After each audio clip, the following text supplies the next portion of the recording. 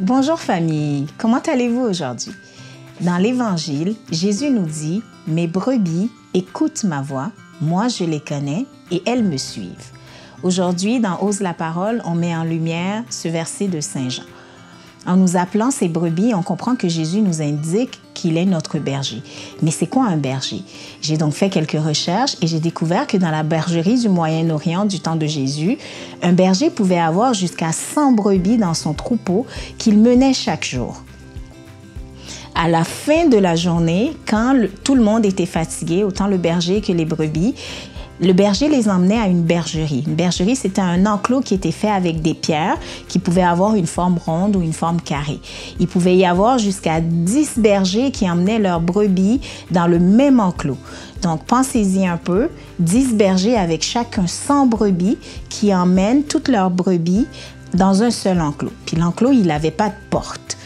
Les bergers s'entendaient sur un berger qui restait pour prendre soin des brebis et les 9 autres repartaient à la ville ou au village le plus proche pour pouvoir dormir. Celui qui restait, le portier, il utilisait donc son corps comme une porte ou comme un barrage pour être sûr qu'il n'y avait pas de prédateurs, il n'y avait pas d'étrangers qui essayaient de prendre avantage des 1000 brebis qui étaient sous sa responsabilité.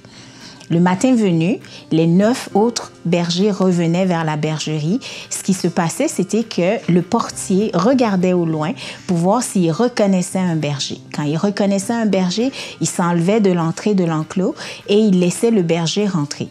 Le berger, quand il rentre dans la bergerie où il y avait les 10 différents troupeaux, il appelle ses brebis. À son appel, chacune de ces 100 brebis se lèvent et vont le rejoindre pour retourner au champ. Parmi les 1000 brebis des 10 troupeaux, c'est seulement celles qui lui appartiennent, qui le suivent parce qu'elles reconnaissent sa voix.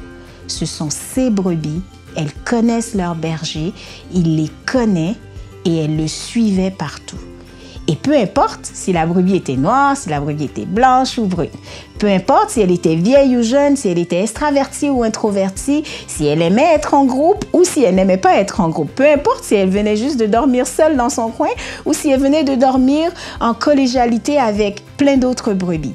Ce qui importait, c'était que ces brebis-là avaient un lien spécial avec leur berger. Ça m'a donc fait me poser des questions. Est-ce que toi et moi, nous avons vraiment une relation avec Jésus? Est-ce que nous reconnaissons la voix de Jésus quand il nous parle ou quand il nous appelle? Est-ce qu'on lui fait assez confiance pour le suivre? Peu importe si on fait des bonnes actions, peu importe si on chante dans la chorale, si on participe à des groupes de la paroisse ou pas, si on sert à la messe ou pas, si on donne notre vie, si on emmène nos enfants à la messe chaque dimanche pour les abreuver à la parole de Dieu. Bravo pour tout ceci parce que ce sont tous des bonnes choses. Mais vraiment, elle est comment ta relation avec Jésus? Est-ce que tu entends sa voix quand il vient te chercher?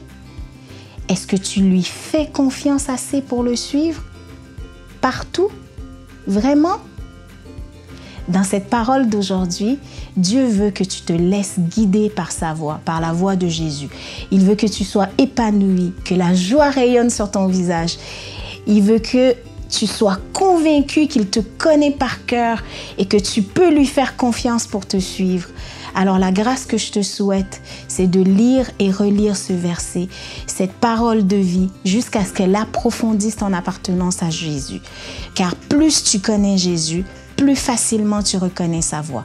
Et je voudrais qu'en réponse à son appel, que toi et moi, on lui dise oui. Qu'on se lève, que tu te lèves, que tu le suives dans le chemin de bonheur qu'il a préparé pour toi. Sois béni.